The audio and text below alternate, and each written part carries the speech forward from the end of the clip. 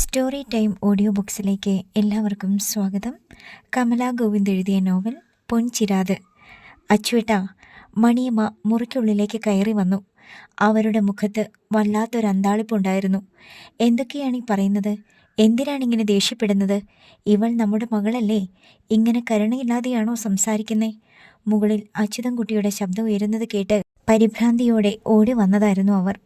ഗോവണിപ്പടിയുടെ താഴെ നിന്ന് അച്യുതൻകുട്ടിയുടെ കർക്കശമായ നിർദ്ദേശം കേൾക്കുന്നുണ്ടായിരുന്നു പ്രിയയും. തന്നോട് കൂടിയാണോ പറഞ്ഞതെന്ന് അവൾക്ക് മനസ്സിലായി. കരുണയില്ലാത്തത് എനിക്കാണോടി? അച്യുതൻകുട്ടി മണിയമ്മയുടെ നേർക്ക് തിരിഞ്ഞു. നിന്റെ ഈ മക്കൾക്കല്ലേ? എടി, നീ സമയം നോക്ക്. 12 മണി കഴിഞ്ഞു. വെളുപ്പിന് 5 മണിക്ക് അടുക്കളയിൽ കയറിയതല്ലേ നീ? ഇതുവരെ നീ ഒന്ന് വിശ്രമിച്ചോ? അതൊന്നും സാരമില്ല. വാ, ഇവിടെ നിന്നിങ്ങനെ ബഹളം വെക്കല്ലേ. അച്യുതൻകുട്ടിയെ സാന്ത്വനിപ്പിക്കാനും താഴേക്ക് കൊണ്ടുപോകാനുമാണ് മണിയമ്മ ശ്രമിച്ചത്. കാരണം ഒരടുക്കള വഴക്ക് വീടിനുള്ളിലെ മുഴുവൻ സ്വൈര്യവും കെടുത്തുന്നതാകരുതെന്ന് അവർ എന്നും ആഗ്രഹിക്കുന്നുണ്ട്. എനിക്ക് തനിയെ ചെയ്യാവുന്ന ജോലിയേ ഇപ്പോൾ ഈ വീട്ടിലുള്ളൂ, അവർ വീണ്ടും പറഞ്ഞു. ജ്യോതി ഇരുവരെയും നോക്കി. അച്ഛനെ പറഞ്ഞ് ഇങ്ങോട്ട് ഇളക്കി വിട്ടിട്ട് ഇപ്പോൾ അമ്മ വന്നിട്ടൊരു പുതിയ സ്വാന്തനിപ്പിക്കൽ, അവൾ പറഞ്ഞു. രണ്ടുപേരും കൂടിയുള്ള ഒരു ഒത്തുകളിയാണല്ലേ? കണ്ടോ? അച്യുതൻകുട്ടി മണിയമ്മയ്ക്ക് നേരെ തിരിഞ്ഞു. നിനക്ക് ഇത് തന്നെ കിട്ടണം. മണിയമ്മയുടെ മുഖം വാടി. എന്നെ ഇവൾ ഇളക്കി വിട്ടതല്ല, അതിൻ്റെ ആവശ്യവുമില്ല, അച്യുതൻകുട്ടി പറഞ്ഞു. ആരോടായാലും കാര്യം പറയാൻ എനിക്ക് മടിയില്ല. അയാൾ ജ്യോതിയോട് അല്പം കൂടി തറപ്പിച്ചു പറഞ്ഞു. നീ എൻ്റെ മോളാണ്. എന്നാലും കാര്യങ്ങൾ പറയാതെ നോക്കിയും കണ്ട് നീ ചെയ്യില്ലെന്ന് വന്നാൽ അത് പറയാതിരിക്കാൻ പറ്റില്ല. ഇതൊരു വീടാണ്. എല്ലാവരും കൂടി സഹകരിച്ചാൽ പെട്ടെന്ന് ജോലി തീരും. അക്കാര്യം തന്നെയാ പറഞ്ഞത്. സ്വന്തം അച്ഛനാണ് പറഞ്ഞത്. പക്ഷേ ജ്യോതിക്ക് അത് ഇഷ്ടമായില്ല. അവളുടെ മുഖം കൂടുതൽ കടുത്തു. ബെഡിന്മേൽ വീണ് കിടന്നിരുന്ന മൊബൈൽ അവൾ ചെന്നെടുത്ത് അത് ഓണാക്കിക്കൊണ്ടവൾ അലസമായി നിന്നു. മണിയമ്മയോ അത് കണ്ടു. ജ്യോതി വിവാഹത്തിന് മുൻപ് തന്നെ ഇങ്ങനെയായിരുന്നു. വീട്ടിലെ ജോലികൾ ചെയ്യാൻ മടിയാണ്. എത്ര പറഞ്ഞാലും അവൾ ചെയ്യില്ല. വിവാഹം ചെയ്തു വിട്ട വീട്ടിൽ ജോലിക്കാരിയുള്ളതുകൊണ്ട് അവിടെയും ചെയ്യേണ്ടി വന്നില്ല. എങ്കിലും ഇപ്പോൾ തിരിച്ച് വീട്ടിൽ വന്ന് നിൽക്കുന്ന സ്ഥിതിക്ക് കിട്ടുന്ന സമയത്ത് സ്വന്തം അമ്മയെ സഹായിക്കേണ്ടതാണ്. അത് ചെയ്യുന്നില്ല. അതാണ് അച്യുതൻകുട്ടിയുടെ അമർഷം. എങ്കിലും ബലമായി തന്നെ മണിയമ്മ അയാളെ പിടിച്ച് ഗോവണി പടികൾ ഇറങ്ങി താഴേക്ക് കൊണ്ടുവന്നു. ഞാൻ ജ്യോതിയോട് പറഞ്ഞതാ അച്ചുവേട്ടാ താഴേക്ക് വന്ന് എന്നെ സഹായിക്കാൻ. പ്രിയയോടും പറഞ്ഞതാ. രണ്ടുപേരും കേട്ടില്ല. പിന്നെ പ്രായമായില്ലേ, കൂടുതൽ നിർബന്ധിച്ചാൽ വഴക്കാകും. അത് വേണ്ടെന്ന് കരുതി ഞാൻ ഇങ്ങ് ചെയ്യുകയായിരുന്നു, സാന്ത്വനം പോലെ മണിയമ്മ പറഞ്ഞു. പിന്നെ പോകുന്നതുവരെ പ്രഭ സഹായിക്കുന്നുണ്ടല്ലോ, അതൊരു വലിയ ആശ്വാസമല്ലേ. അവൾ ഇവിടെ ഉള്ളതാ എല്ലാവർക്കും ഒരു ലാക്ക്, അച്യുതൻകുട്ടി പറഞ്ഞു. എല്ലാവർക്കും കൈക്ക് തളർച്ചയാ. പ്രിയ അത് കേട്ടു. എങ്കിലും അവൾ മറുപടി പറഞ്ഞില്ല. അപ്പോഴാണ് മുറ്റത്തേക്ക് ഒരു BMW കാർ വന്നു നിന്നത്. അച്യുതൻകുട്ടി ഹാളിൻ്റെ വാതിൽക്കലേക്ക് വന്ന് നോക്കി. കാറിനുള്ളിൽ നിന്ന് കലയും അവളുടെ ഡാഡി ഗംഗാധരനും ഇറങ്ങുന്നു. മുകളിൽ നിന്ന് ജ്യോതിയും ആ കാഴ്ച കണ്ടു. അവളും താഴേക്ക് വേഗം വന്നു. അവൾക്ക് മനസ്സിലായി, താൻ കൊടുത്ത മരുന്ന് ഏറ്റിരിക്കുന്നു. ഇതാ കലേച്ചിയും ഡാഡിയെ എത്തിയിരിക്കുന്നു. ഇന്നിവിടെ ഒരു മേളം നടക്കും. അവൾക്ക് ഉത്സാഹമായി. ഡാഡിയോ? ഇങ്ങോട്ടോ? ജ്യോതി തന്നെ ഓടി മുറ്റത്തേക്കിറങ്ങി. എന്താ കലേച്ചി രണ്ടുപേരോടെ ഇങ്ങോട്ട്? കാര്യം അറിയാമെങ്കിലും അവൾ ചോദിച്ചു. ഇരുവരെയും അകത്തേക്ക് സ്വീകരിച്ചു. ഇരിക്കൂ ഡാഡി, ഹാളിലെ സെറ്റ് ചൂണ്ടിക്കാട്ടിയിട്ട് ജ്യോതി ഗംഗാധരനോട് ആദരവോടെ പറഞ്ഞു. അച്യുതൻകുട്ടി ഉപചാരപൂർവ്വം അടുത്തെത്തി. അതുവരെ ഉള്ളിൽ കെട്ടി നിന്നിരുന്ന കാലുഷ്യം മാറിയതുപോലെ അയാൾ ഗംഗാധരൻ്റെ അടുത്തെത്തി. ഇങ്ങനെ ഒരു വരവ് പതിവില്ലല്ലോ, അയാൾ സൗഹൃദത്തോടെ ചോദിച്ചു. മാത്രമല്ല ഗംഗാധരൻ്റെ മുഖത്ത് വ്യക്തമായി മനസ്സിലാകുന്ന വിധം ഒരു ഗൗരവവും ഉണ്ടായിരുന്നു. ഞാൻ അച്യുതൻകുട്ടിയെ ഒന്ന് കാണാൻ വന്നതാണ്, മുഖത്തെ ഗൗരവം ഒട്ടും കുറയ്ക്കാതെ ഗംഗാധരൻ പറഞ്ഞു. എന്താ ചേട്ടാ കാര്യം? അച്യുതൻകുട്ടി ചോദിച്ചു. മണിയമ്മയും അവരുടെ അടുത്തേക്ക് വന്നു. അന്തരീക്ഷത്തിന് പെട്ടെന്നൊരു മാറ്റം വന്നതിനാൽ അവർക്കും ആശ്വാസമായി. ഇവിടെ ഒരു പെൺകുട്ടിയുണ്ടല്ലോ, ഗംഗാധരൻ പറഞ്ഞു. കൃഷ്ണപ്രഭ, നിങ്ങളുടെ മരിച്ചുപോയ അളിയൻ്റെ മകൾ. ഗംഗാധരൻ മുഖത്ത് ഗൗരവമുണ്ടെങ്കിലും ശാന്തമായിട്ടാണ് സംസാരിച്ചത്. ഉവ്, അവളെക്കുറിച്ച് സംസാരിക്കാനാണ് ഞങ്ങൾ വന്നത്. എന്താ ചേട്ടാ കാര്യം? അച്യുതൻകുട്ടിയുടെ മുഖത്ത് സംശയം തിങ്ങി. അയാൾക്ക് കാര്യം മനസ്സിലായി. കലേഷുമായിട്ടുള്ള എന്തെങ്കിലും പ്രശ്നം ഇയാൾ അറിഞ്ഞിട്ടുണ്ട്. അച്യുതൻകുട്ടി കരുതലയോടെയാണ് നിന്നത്. അവളെ നിങ്ങൾ മെഡിസിന് പഠിപ്പിക്കുക അല്ലേ? ഗംഗാധരൻ വീണ്ടും ചോദിച്ചു. അവൾ പഠിക്കാൻ മിടുക്കിയ, മെഡിസിൻ അഡ്മിഷനും കിട്ടി. പഠിക്കട്ടെ എന്ന് കരുതി. പക്ഷേ പഠിക്കാൻ പോകുന്നതിനിടയിൽ അവൾ ഞങ്ങളുടെ കുട്ടുവിനെ വളച്ചെടുത്തു. അക്കാര്യത്തെക്കുറിച്ച് പറയാനാ ഞങ്ങൾ വന്നത്. കലയാണ് സംസാരിച്ചത്. ജ്യോതി കാതോർത്ത് നിന്നു. മണിയമ്മയ്ക്ക് ആകെ ഒരു വെപ്രാളമായി. അച്യുതൻകുട്ടി പക്ഷേ നിസ്സാരതയോടെ പറഞ്ഞു, അവൾ നിങ്ങളുടെ കുട്ടുവിനെ വളച്ചെടുത്തു എന്ന് പറഞ്ഞത് മനസ്സിലായില്ല. കല അയാൾക്ക് നേരെ മുഖം തിരിച്ചു. പ്രഭ പഠിക്കുന്നത് ഇവിടെ മെഡിക്കൽ കോളേജിലാണ്. കലേഷ് പഠിക്കുന്നത് മൂവാറ്റുപുഴയിലും. അച്യുതൻകുട്ടി ലാഘവത്തോടെ പറഞ്ഞു, പ്രഭ ഒരിക്കലും നിങ്ങളുടെ വീട്ടിൽ വന്നിട്ടില്ല, മൂവാറ്റുപുഴയിലും വന്നിട്ടില്ല. അച്യുതൻകുട്ടി പറഞ്ഞത് എനിക്ക് മനസ്സിലായി. ഗംഗാധരൻ വീണ്ടും പറഞ്ഞു, എൻ്റെ മകൻ ഇങ്ങോട്ട് വന്ന് അവളെ പാട്ടിലാക്കി എന്നല്ലേ? പ്രഭയുമായി ഞാൻ ഇക്കാര്യം സംസാരിച്ചു. അവൾ കാര്യങ്ങൾ എന്നോട് തുറന്നു പറഞ്ഞു. അച്യുതൻകുട്ടി പറഞ്ഞു, നിങ്ങൾ സംശയിക്കുന്നത് പോലെ ഗൗരവമായി ഇതിൽ ഒന്നുമില്ല. കലേഷ് 2-3 തവണ വന്നു സംസാരിച്ചു. അവർ തമ്മിൽ മാനസികമായി ഒരു ചെറിയ അടുപ്പം ഉണ്ടായിട്ടുണ്ടാകാം. പക്ഷേ അതൊരു കടുത്ത പ്രേമബന്ധത്തിലേക്ക് ഒന്നും എത്തിയിട്ടില്ല എന്ന് ചേട്ടൻ എങ്ങനെ അറിയാം? കല ചോദിച്ചു. അവൾ അങ്ങനെയാണ് എന്നോട് പറഞ്ഞത്. അയാൾ തുടർന്നു. അവളോട് ഇഷ്ടമാണെന്ന് അവൻ പറഞ്ഞു. പക്ഷേ സ്വന്തം നിലയും കടമയും ഒക്കെ അറിയാവുന്നവളാണ് പ്രഭ. അവൾ തിരിച്ച് അവനോടൊരു മറുപടിയും ഇതുവരെ പറഞ്ഞിട്ടില്ല. അത് അച്യുതൻകുട്ടിക്ക് എങ്ങനെ അറിയാം? ഗംഗാധരൻ ചോദിച്ചു. ഞാൻ പറഞ്ഞില്ലേ, എനിക്കവളെ നന്നായി അറിയാം. അവൾ എന്നോട് കള്ളം പറയുകയുമില്ല. എന്നോടും മണിയോടും കൂടി ആലോചിച്ചിട്ട് സാവധാനം ഒരു തീരുമാനം എടുക്കാം എന്നാണ് അവൾ പറഞ്ഞത്. അങ്ങനെയാണെങ്കിൽ നല്ലത്. ഗംഗാധരൻ എഴുന്നേറ്റു. ശാന്തമായിരുന്നു ആ സ്വരം. എങ്കിലും ഗൗരവത്തോടെ തന്നെ പറഞ്ഞു, എൻ്റെ മകനെക്കുറിച്ച് എനിക്ക് കുറച്ച് കണക്കുകൂട്ടലുകളുണ്ട്. അയാൾ പറഞ്ഞു. MBA കഴിഞ്ഞാൽ അവനെ ഞങ്ങൾ കാനഡയിലേക്ക് വിടാനിരിക്കുക. അവിടെ എൻ്റെ സിസ്റ്ററുണ്ട്, ദേവിക. അവൾ കുടുംബസമേതം അവിടെയാണ് താമസിക്കുന്നത്. കുട്ടുവിനെ അവിടെ താമസിപ്പിച്ച് ഉപരിപഠനം നടത്തും. ദേവികയുടെ മകൾ നയനിയുമായിട്ട് അവൻ്റെ വിവാഹം നടത്താനാണ് എൻ്റെ പ്ലാൻ. ജ്യോതിക്ക് പോലും അതൊരു പുതിയ അറിവായിരുന്നു. ഇത് മതി. അങ്ങനെ ഒരു തീരുമാനമുണ്ടെങ്കിൽ അതേ നടക്കൂ. കലയുടെ പിടിവാശി അവൾക്കറിയാം. ഗംഗാധരനാണെങ്കിൽ സ്വന്തം തീരുമാനത്തിൽ നിന്ന് മാറുകയുമില്ല. ആ നിലയ്ക്ക് കലേഷും പ്രഭയുമായി ഒരിക്കലും ഒരു വിവാഹബന്ധം നടക്കുകയില്ല. ജ്യോതിക്ക് സന്തോഷമായി. തൃപ്തിയോടെ അവൾ പറഞ്ഞു, അങ്ങനെയാണെങ്കിൽ പിന്നെ കലേഷിനെ ഇപ്പോൾ തന്നെ കാനഡയിലേക്ക് വിടുന്നതല്ലേ നല്ലത്? അവൻ MBA പാസ്സാകാതെ അങ്ങോട്ട് വിടാൻ പറ്റില്ല. മാത്രമല്ല ഒരു പെൺകുട്ടിയെ പേടിച്ച് അവനെ നാട് കടത്തേണ്ട ആവശ്യവുമില്ല. ഗംഗാധരൻ പറഞ്ഞു. അതെ, ഞങ്ങൾ അക്കാര്യത്തെക്കുറിച്ച് പറയാനാ വന്നത്.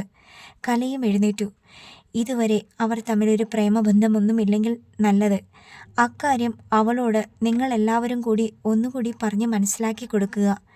അതെ, ഇപ്പോൾ നിങ്ങളാണ് അവളുടെ ഗാർഡിയൻ. അതുകൊണ്ടാണ് നിങ്ങളോട് വന്ന് വിവരം പറഞ്ഞത്. ഗംഗാധരൻ പറഞ്ഞു. ചേട്ടൻ വന്നതിൽ ഒരു തെറ്റുമില്ല. ഇത്തരം ഒരു കാര്യം അറിഞ്ഞാൽ ഏതൊരച്ഛനും ചെയ്യുന്നതേ ചേട്ടനും ചെയ്തുള്ളൂ. ഏതൊരച്ഛനും ചെയ്യുന്നതേ ഞാൻ ചെയ്യൂ എന്ന് കരുതണ്ട അച്യുതൻകുട്ടി. ഗംഗാധരൻ പറഞ്ഞു. അതൂടെ പറയാനാ ഞാൻ വന്നത്. ആ സ്വരത്തിൻ്റെ ധ്വനിയിൽ അച്യുതൻകുട്ടി ഒരു അപകടം കണ്ടു. അത് ശരിവെക്കുന്നത് പോലെ തന്നെ ഗംഗാധരൻ തുടർന്നു. എൻ്റെ മകനെ ഞാൻ കാനഡയിലേക്ക് തന്നെ വിടും. അവൻ അവിടെ തന്നെ താമസിക്കും. അവന് വിവാഹം കഴിക്കുന്നുണ്ടെങ്കിൽ അത് നയനിയെ തന്നെ ആയിരിക്കുകയും ചെയ്യും. ചേട്ടൻ തീരുമാനിച്ചതുപോലെ തന്നെ കാര്യങ്ങൾ നടന്നോട്ടെ. ഞാൻ പ്രഭയോട് കാര്യങ്ങൾ പറഞ്ഞ് മനസ്സിലാക്കിക്കൊള്ളാം. അച്യുതൻകുട്ടി ഏറ്റു. അവൾക്ക് കാര്യങ്ങൾ മനസ്സിലാക്കി കൊടുത്തിരിക്കണം. ഇനി ഇത് പറയാൻ ഞാനിങ്ങോട്ട് വരികയുമില്ല. അയാളുടെ സ്വരത്തിലെ ഭീഷണി അച്യുതൻകുട്ടിക്ക് അത്ര ഇഷ്ടമായില്ല. വന്ന നിമിഷം തൊട്ട് അയാളത് ശ്രദ്ധിച്ചതുമാണ്. അതുകൊണ്ട് അയാൾ പറഞ്ഞു, പ്രഭയോട് കാര്യങ്ങൾ ഞാൻ പറഞ്ഞോളാം. അവൾ അത് കേൾക്കും, അനുസരിക്കുകയും ചെയ്യും. പക്ഷേ ഒരു കാര്യം ചേട്ടനും കേൾക്കണം. എന്താ? കലേഷിൻ്റെ കാര്യം. അവൻ മേലാൽ മെഡിക്കൽ കോളേജിൻ്റെ പരിസരത്ത് വരാൻ പാടില്ല.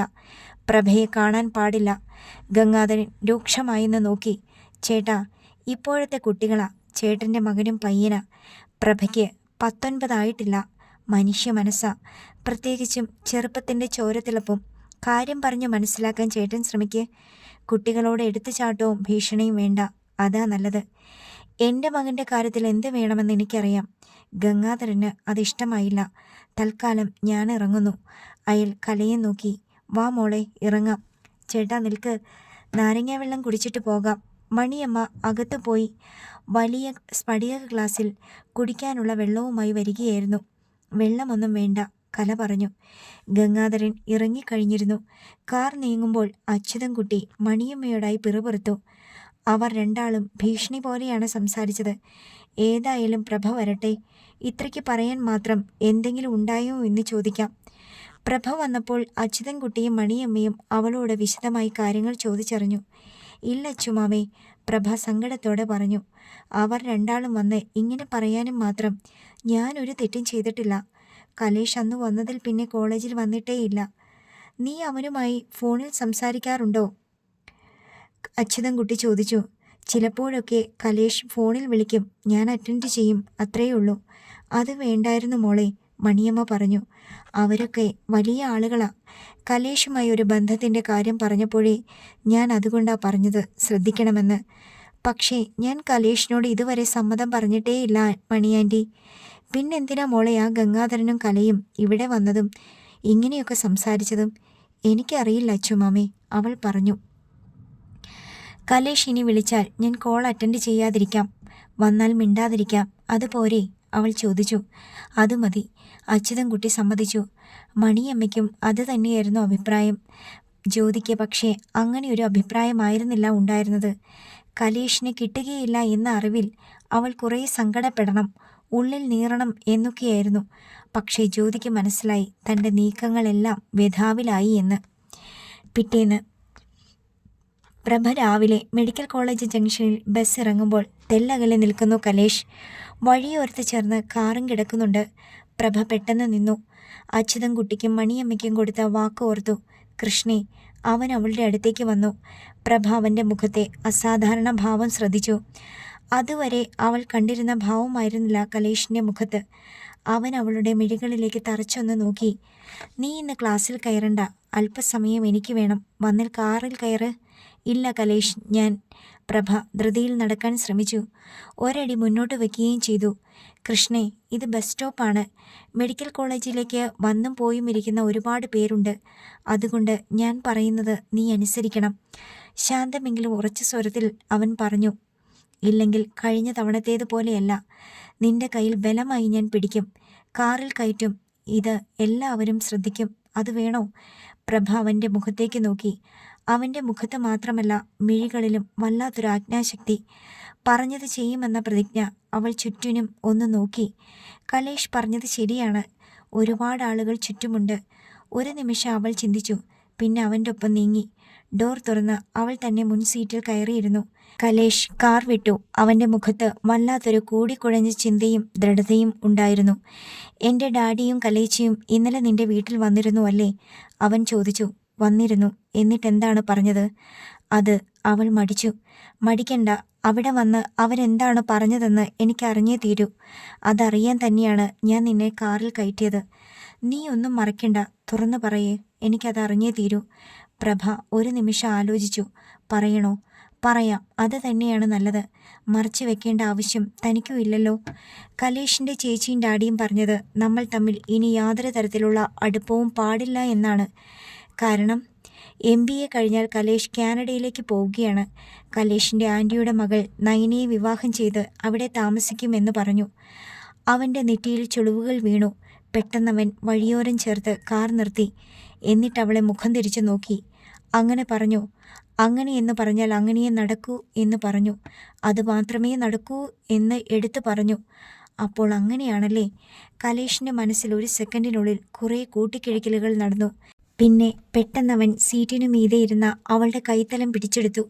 അവളുടെ വലതുകരം. ആ മൃദുവായ കൈപ്പത്തിയിലേക്ക് അവൻ തൻ്റെ വലതുകരം വെച്ചു. എന്നിട്ട് പറഞ്ഞു, ഈ കലേഷ് ഈ ജന്മത്തിലൊരു വിവാഹം കഴിക്കുന്നുണ്ടെങ്കിൽ അത് നിന്നെയായിരിക്കും. ഡാഡിക്കോ കലേച്ചിക്കോ മാത്രമല്ല, ഒരാൾ വിചാരിച്ചാലും കലേഷിൻ്റെ ഈ തീരുമാനത്തിൽ മാറ്റമില്ല. അവൾ അന്തം വിട്ടിരുന്നു. ഇത് നിന്നോടൊന്ന് പറയാനാണ് ഞാൻ പലതവണ വന്നത്. നീ സമ്മതിച്ചില്ല. അതുകൊണ്ടാണ് നിർബന്ധമായി വണ്ടിയിൽ കയറ്റിയത്. അവൻ വണ്ടി തിരിച്ച് മെഡിക്കൽ കോളേജിലേക്ക് തന്നെ വിട്ടു. ലെക്ചർ ക്ലാസ്സിനരികെ വണ്ടി നിർത്തി. അവൻ പറഞ്ഞ വാക്കുകളുടെ ഷോക്കിൽ നിന്നവൾ മുക്തിയായിരുന്നില്ല. എങ്കിലും ഡോർ തുറന്നിറങ്ങുമ്പോൾ അവൾക്ക് തോന്നി ശക്തമായൊരു കരുത്ത് തനിക്ക് കിട്ടിയെന്ന്. അവൾ അവനെ മുഖം തിരിച്ചൊന്ന് നോക്കി. ഒരു വല്ലാത്ത ശക്തിയായി ആ നോട്ടം കലേഷിൻ്റെ നെഞ്ചിലേക്കും നിറയുകയായിരുന്നു. മൂവാറ്റുപുഴയിൽ സെയിൽ ടാക്സ് ഓഫീസിൻ്റെ മുറ്റത്ത് തൻ്റെ കാറിന്മേൽ ചാരി നിന്നുകൊണ്ട് കലേഷ് ജയേഷിൻ്റെ കൈത്തല മുറുകെ പിടിച്ചു. കാറിന്മേൽ വലത് കൈ ഊന്നി നിൽക്കുകയാണ് ജയേഷ്. ജയ് അങ്കിൾ, അന്ന് എനിക്ക് തന്ന ആ ധൈര്യം, അതാണ് ഇപ്പോൾ 10 ഇരട്ടിയായി വർദ്ധിച്ചത്, കലേഷ് പറഞ്ഞു. ജയേഷ് മന്ദഹസിച്ചു. എടാ, ജ്യോതിയെ വിളിച്ചു പറഞ്ഞത് നിന്റെ ഡാഡിയും കലേച്ചിയും കൂടി പുതിയോട്ട് ചെന്നിരുന്നെന്ന്, എന്തൊക്കെയോ പ്രശ്നമുണ്ടാക്കിയെന്ന്. പക്ഷേ അവരെന്താ പറഞ്ഞതെന്ന് ചോദിച്ചിട്ട് ജ്യോതി വ്യക്തമായി ഒന്നും പറഞ്ഞതുമില്ല. അയാൾ തുടർന്നു. ജ്യോതിയെ സംബന്ധിച്ചിടത്തോളം പ്രഭ അവളുടെ ശത്രുവാണ്. അവളുടെ പതനം മാത്രമാണ് ജ്യോതിയുടെ ലക്ഷ്യവും. ആ നിലയ്ക്ക് നിന്റെ ഡാഡിയും കലേച്ചിയും ചെന്നതെന്തിനാണെന്ന് പറയാവുന്നതേയുള്ളൂ. അതുകൊണ്ടാണ് സംശയം തോന്നി ഞാൻ നിന്നെ വിവരം അറിയിച്ചത്. എന്താ കലേഷ് ഉണ്ടായത്? ജയേഷ് ചോദിച്ചു. മെഡിക്കൽ കോളേജ് ജംഗ്ഷനിൽ വെച്ച് ഒരിക്കൽ എന്നെയും കൃഷ്ണയും ജ്യോതി ആൻറ്റി കണ്ടെന്ന് പറഞ്ഞില്ലേ? ആ, അതിന്നാളല്ലേ? അതെ, ജ്യോതി ആൻറ്റി അക്കാര്യം കലേച്ചിയോട് പറഞ്ഞു. വിവരമറിയുമ്പോൾ ഡാഡി എന്നെ ശാസിക്കുമെന്നും വിലക്കുമെന്നും ഒക്കെ ഞാൻ ഭയന്നതാണ്. കലേഷ് ചെറുതായി ചിരിച്ചു. പക്ഷേ ഡാഡി സ്വതേ ചെയ്യുന്ന തരം ഒരു കുരുക്കാണ് എനിക്ക് തീർത്തത്. പക്ഷേ നിന്റെ മമ്മി നിനക്ക് അനുകൂലമായതാ എനിക്ക് അത്ഭുതം. അതും ഒരു സൂത്രമാണോ എന്നാണ് എൻ്റെ സംശയം. കലേഷിൻ്റെ മുഖത്ത് ഒരു ദൃഢതയുണ്ടായി. ജയാങ്കിൽ വിശ്വസിക്കണം. എനിക്ക് കൃഷ്ണപ്രഭയെ ഇഷ്ടമാണ്. അതൊരു നാട്യമോ തമാശയോ അല്ല. അവൻ്റെ സ്വരം തെല്ല് തരളിതമായി. എൻ്റേതാകും എന്നവൾ പറയണ്ട. എന്നാലും എനിക്കറിയാം അവൾ എൻ്റേതാകുമെന്ന്, എനിക്കായി കാത്തിരിക്കുമെന്ന്. ജയേഷ് അവൻ്റെ മിഴികളിലേക്ക് നോക്കി. അതുകൊണ്ടാ ജയാങ്കിൽ, അതുകൊണ്ടാണ് ഞാൻ അവളെ എന്നും പോയി കണ്ടും ഫോൺ ചെയ്യും ശല്യപ്പെടുത്താതിരുന്നത്. പക്ഷേ ജ്യോതി ആൻറ്റിയുടെ വാക്ക് കേട്ട് എൻ്റെ ഡാഡിയും കലേച്ചിയും കൂടി ഇതൊരു വലിയ പ്രശ്നമാക്കി വളർത്താൻ ശ്രമിച്ചു. അവൻ മെല്ലെ ചിരിച്ചു. അതുകൊണ്ടാ ജയാങ്കിൽ ഞാൻ അവളുടെ അടുത്ത് പോയതും ആരൊക്കെ എതിർത്താലും അവൾ എൻ്റേതു മാത്രമാണെന്ന് ഉറപ്പ് കൊടുത്തതും. അതൊരാവശ്യമല്ലേ ജയാങ്കിൽ? സ്നേഹിക്കുന്ന പെണ്ണിന് ഒരാണ് കൊടുക്കേണ്ട ഉറപ്പേ നീ കൊടുത്തുള്ളൂ. ജയേഷ് കൈത്തല നീട്ടി അവൻ്റെ തോളിൽ മെല്ലെ തട്ടി. എന്നിട്ട് പറഞ്ഞു, ഞാനിത് ജ്യോതിയോട് തൽക്കാലം പറയുന്നില്ല. പറയണം, ജ്യോതി ആൻറ്റി അറിയണം. അത് തന്നെയാണ് എനിക്ക് വേണ്ടത്. അത് പറയുമ്പോൾ അവൻ്റെ മിഴികളിൽ 2 തീപ്പൊരികൾ മിന്നുന്നത് ജയേഷ് ശ്രദ്ധിച്ചു. അവൻ യാത്ര പറഞ്ഞു പിരിയുമ്പോൾ ജയേഷ് ആലോചിച്ചു, ഗംഗാധരൻ ആളത്ര മോശക്കാരനല്ല. കലേഷിൻ്റെ കടുംപിടുത്തം പ്രഭയ്ക്ക് സങ്കടമാകുമോ അതോ രക്ഷയാകുമോ? ജയേഷിന് തീർച്ച കിട്ടിയില്ല. സോനുവുമായി ഉച്ചഭക്ഷണം കഴിക്കാനിരുന്നപ്പോൾ പ്രഭയുടെ ഉള്ളിൽ അലകടൽ പോലെ ആ ചോദ്യം നിറഞ്ഞു. കലേഷ് തനിക്ക് തന്ന ഉറപ്പെന്താണ്? ഈ ജന്മത്തിൽ ഒരു വിവാഹം ചെയ്യുന്നുണ്ടെങ്കിൽ അത് തന്നെ ആയിരിക്കുമെന്നല്ലേ? അതെങ്ങനെ സത്യമാകും? കലേഷിൻ്റെ ഡാഡിയും ചേച്ചിയും വീട്ടിൽ വന്ന് പറഞ്ഞത് അത്ര നിസ്സാരമായി തള്ളിക്കളയാനും ആകില്ല. നിനക്ക് എന്തു പറ്റി കൃഷ്ണേ? അവൾക്കൊപ്പം ഇരുന്ന് ഊണ് കഴിക്കുന്നതിനിടയിൽ സോനു ചോദിച്ചു. രാവിലെ വന്നപ്പോൾ മുതൽ ഞാൻ ശ്രദ്ധിക്കുക, വല്ലാത്തൊരു മൂഡൗട്ട്. ആ കലേഷ് വരാത്തതാണോടോ കാര്യം? കലേഷ് വരാത്തതല്ല സോനു പ്രശ്നം, പ്രഭ പറഞ്ഞു. ഇന്ന് രാവിലെ ആൾ വന്നു, അതാ പ്രശ്നം. എവിടെ? എന്നിട്ട് ഞാൻ കണ്ടില്ലല്ലോ. സോനു ജിജ്ഞാസുവായി. ഇവിടല്ല, ബസ് സ്റ്റോപ്പിലല്ല. അതെന്താ അവിടെ? വീട്ടിൽ ചില പ്രശ്നങ്ങളുണ്ടായി സോനു. പ്രഭയുടെ മിഴിയോരത്ത് കണ്ണീരിൻ്റെ തിളക്കം. എന്ത് പ്രശ്നങ്ങൾ? അതുവരെ ഉണ്ടായ കാര്യങ്ങളത്രയും പ്രഭ സോനുവിനോട് വിവരിച്ചു. ഇതിലെന്താ കൃഷ്ണേ തെറ്റ്? പക്ഷേ സോനു, പ്രഭ നിസ്സഹായതയോടെ പറഞ്ഞു, എൻ്റെ അവസ്ഥ നിനക്കറിയാലോ. എനിക്ക് ആരോടും മത്സരിക്കാനൊന്നും വയ്യ. കലേഷിൻ്റെ ഡാഡിയും ചേച്ചിയും ഒക്കെ വീട്ടിൽ വന്ന് പ്രശ്നമുണ്ടാക്കി. അച്ഛുമാമിയും മണിയാൻറ്റിയുമാണ് എനിക്കെല്ലാം. ഇനി കലേഷ് വന്നാൽ അവനുമായി ഒരു അടുപ്പവും ഉണ്ടാകില്ലെന്ന് ഞാനവരോട് സമ്മതിച്ചതുമാ. പക്ഷേ സോനു നേർത്ത ചിരിയിൽ അവളെ നോക്കി. ഒരു പക്ഷേയുമില്ല കൃഷ്ണേ. അവൾ തൻ്റെ ശേഷിക്കുറവുള്ള വലത് കാലിലേക്ക് മെല്ലെ തൊട്ടു. ഞാൻ ഈ കാലിൻ്റെ ബലക്കുറവ് അറിയുന്നേയില്ല കൃഷ്ണേ. ഈ അംഗവൈകല്യം ഓർത്ത് സങ്കടപ്പെടുന്നുമില്ല. എന്താന്നോ? അവളുടെ മുഖത്ത് സ്നേഹം നിറഞ്ഞ ഒരു മന്ദഹാസം വിരിഞ്ഞു. എൻ്റെ ഡാഡിയും മമ്മിയും എനിക്ക് തരുന്ന സപ്പോർട്ട് അത്ര വലുതാണ്. അവർ തരുന്ന ധൈര്യത്തിൽ എൻ്റെ കാലിന് ഇരട്ടി ശക്തിയാണ് തോന്നുക. അതുകൊണ്ടാ മോളെ ഹോസ്റ്റലിൽ നിന്ന് ഇവിടെ വരെ വരാൻ വണ്ടി വേണ്ട, നടക്കാമെന്ന് ഞാൻ ഉറച്ച തീരുമാനമെടുത്തത്. സോനുവിൻ്റെ മിഴികളിലെ പ്രകാശം പ്രഭ ശ്രദ്ധിച്ചു. നിന്റെ അവസ്ഥ, 5 വർഷത്തെ പഠനം കൊണ്ട് നിനക്ക് കൈവരാനുള്ള നേട്ടങ്ങൾ, അതൊക്കെ വളരെ വലുതാണ് മോളെ. മറ്റുള്ളവരുടെ സഹായം കൊണ്ടാണ് നീ അതൊക്കെ നേടുന്നത്. എങ്കിലും അതിനൊപ്പം നിൽക്കാൻ സ്നേഹവും ധൈര്യവും പകർന്ന് ഒരാൾ കൂടെയുള്ളത് ഏറ്റവും നല്ലതല്ലേ മോളെ? പ്രഭ ഒരു നിമിഷം കൊണ്ട് കലേഷിൻ്റെ മുഖം നെഞ്ചിനുള്ളിലേക്ക് നിറയ്ക്കാൻ ശ്രമിച്ചു. കലേഷ് പറഞ്ഞ വാക്കുകൾ അവൾക്ക് ശക്തി പകർന്നു. ഞാനുണ്ട് കൂടെ എന്ന ആ വാക്ക്, അതുമാത്രം മതി ലക്ഷ്യത്തിലേക്ക്. യാത്രയിൽ താങ്ങും തണലുമായി. വൈകുന്നേരം കലേഷ് വീട്ടിലെത്തി. കുളി കഴിഞ്ഞ് ബർമൂഡയും ടീഷർട്ടും ധരിച്ച് താഴെ എത്തുമ്പോൾ ചന്ദ്രമതി അവനു വേണ്ടി കാപ്പിയും പലഹാരങ്ങളും എടുത്തു വെക്കുകയായിരുന്നു. വേഗം അത് കഴിച്ച് ധൃതിയിൽ പുറത്തു പോകാൻ തുടങ്ങിയപ്പോൾ, നീ ഇതെങ്ങോട്ടാ കുട്ടു, ഇത്ര ധൃതിയിൽ? ചന്ദ്രമതി സ്നേഹത്തോടെ പരിഭവിച്ചു. കലേഷിന് തോന്നി മമ്മയ്ക്ക് തന്നോടെന്തോ പറയാനുണ്ടെന്ന്. മമ്മ ഡാഡിയെയും കലേച്ചിയും പോലെ അത്രയ്ക്ക് കണ്ണിങ്ങല്ല, എന്നാൽ പാവവുമല്ല. അവർ രണ്ടാളും പറഞ്ഞാൽ അതിൽ നിന്ന് മാറുകയുമില്ല. എന്നാൽ മമ്മ കാര്യമായി പറഞ്ഞാൽ അവർ മമ്മിയെ അനുസരിക്കുകയും ചെയ്യും. മമ്മായെ തൻ്റെ വശത്ത് നിർത്തുന്നതാണ് ബുദ്ധി. കലേഷ് ചന്ദ്രമതിയുടെ അടുത്തേക്ക് ചേർന്ന് നിന്നു. എന്താ മമ്മ, ഇന്നെന്താ പ്രശ്നം ഉണ്ടായത്? ഡാഡി മമ്മയോട് ദേഷ്യപ്പെട്ടോ? ദേഷ്യപ്പെട്ടില്ലെന്ന് പറയാൻ പറ്റില്ല. പ്രശ്നം നീയും ആ മെഡിസിന് പഠിക്കുന്ന പെൺകൊച്ചും തന്നെയാ. ചന്ദ്രമതി പാതി തമാശയും പാതി കാര്യമായും പറഞ്ഞു. കലേഷിന് മനസ്സിലായി, ഈ പ്രശ്നം തൽക്കാലം ഒതുക്കാൻ മമ്മയ്ക്ക് തന്നെ കഴിയുമെന്ന്. അവൻ സൂത്രത്തിൽ പറഞ്ഞു. അക്കാര്യം പറഞ്ഞ് ഡാഡി ഇപ്പോഴേ ബഹളം വെക്കുന്നത് എന്തിനാ? അവൾ ഡോക്ടറായി കഴിയുമ്പോഴല്ലേ വിവാഹം നടത്തുന്ന കാര്യം പറഞ്ഞത്? അത് നീ പൂർണ്ണമായും വിശ്വസിച്ചോ മോനെ? ചന്ദ്രമതി മകൻ്റെ മിഴികളിലേക്ക് നോക്കി. ആ കുട്ടി മറ്റാരുടെയോ സഹായം കൊണ്ടൊക്കെ പഠിക്കുന്ന കുട്ടിയല്ലേ.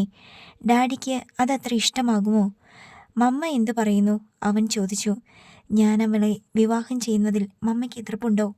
ചന്ദ്രമതി പുഞ്ചിരിച്ചു. അവർ മകനെ തലോടി. നീ എൻ്റെ പൊന്നു മോനാ കുട്ടു.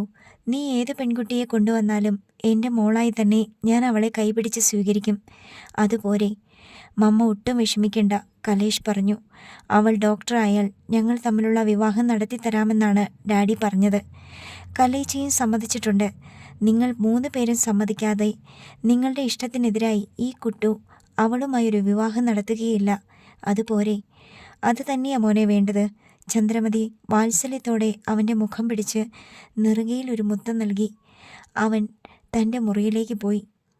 സ്കൂളിൽ നിന്നും പുതിയോട്ടെ മുറ്റത്തേക്ക് വന്ന് ജ്യോതി സ്കൂട്ടർ നിർത്തി. ഒപ്പം ഒരു ഓട്ടോറിക്ഷയും മുറ്റത്ത് വന്നു നിന്നു. സ്കൂട്ടറിൽ നിന്നിറങ്ങിയിട്ട് അവൾ ഓട്ടോറിക്ഷ ഡ്രൈവറോട് പറഞ്ഞു, ആ ചാക്കും ആ കെട്ടും എടുത്ത് സിറ്റൗട്ടിലേക്ക് വെച്ചേക്ക്. അയാൾ ഓട്ടോറിക്ഷയ്ക്കുള്ളിൽ നിന്നും അരച്ചാക്ക് അരിയും സാധനങ്ങളും സിറ്റൗട്ടിൽ എടുത്തു വെച്ചു. ജ്യോതിയോട് കൂലിയും വാങ്ങി അയാൾ ഓട്ടോറിക്ഷയിൽ മടങ്ങുമ്പോഴാണ് മണിയമ്മ സിറ്റൗട്ടിലേക്ക് വന്നത്. ഇതെന്താ മോളെ? ഇത് അരിയും ഉപ്പും മുളകും ഒക്കെയാ. ഇതെന്തിനാ മോളെ നീ ഇതും വാങ്ങിക്കൊണ്ട് വന്നത്? മണിയമ്മ അമ്പരന്നു. അതോ? ജ്യോതി അമ്മയുടെ മുഖത്തേക്ക് നോക്കി. എന്നെ കല്യാണം കഴിച്ചു വിട്ടതല്ലേ? എനിക്കുള്ള വീതമൊക്കെ തന്നതല്ലേ? അതുകൊണ്ട് എനിക്കിനി ഇവിടെ നിന്ന് ആഹാരം തരാൻ വലിയ ബാധ്യതയൊന്നുമില്ലെന്നല്ലേ അച്ഛൻ അന്ന് പറഞ്ഞതിൻ്റെ അർത്ഥം?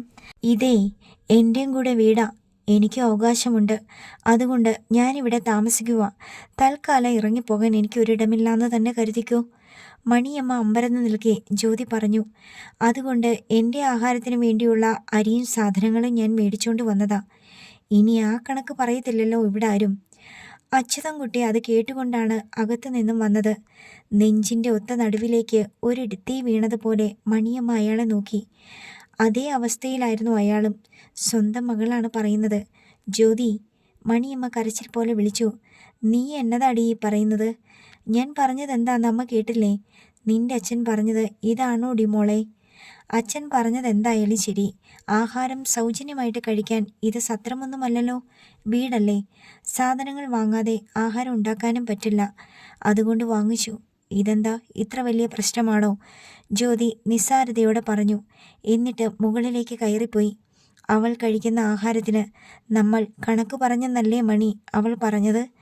അച്യുതൻകുട്ടിക്ക് ഇടനെഞ്ചി പൊള്ളി. പിള്ളേരോട് അതുമിതും പറയരുതെന്ന് ഞാൻ വിലക്കിയത് ഇതുകൊണ്ടാ.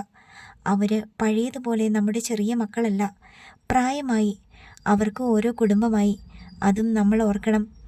അതൊന്നും അറിയാഞ്ഞിട്ടല്ലടി മണി, അയൽ വിക്കി. അടുക്കളയിലെ ഇല്ലായ്മ എല്ലാവരും അറിയണം. എൻ്റെ കയ്യിൽ ഇല്ലാഞ്ഞിട്ടാണെന്ന് നിനക്കും അറിയാലോ. എന്നാലും ഞാൻ മിണ്ടില്ലായിരുന്നു. നീ തനിയെ അടുക്കളയിൽ പാടുപെടുന്നത് കണ്ടപ്പോൾ. അച്യുതൻകുട്ടി സ്വയം പറഞ്ഞു. പ്രിയ നമ്മുടെ മരുമകളാ. അവളോട് പറയുന്നതിനൊരു പരിധിയുണ്ട്.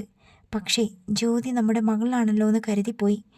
മുകളിൽ നിന്ന് പ്രിയ ഇതെല്ലാം കാണുന്നുണ്ടായിരുന്നു.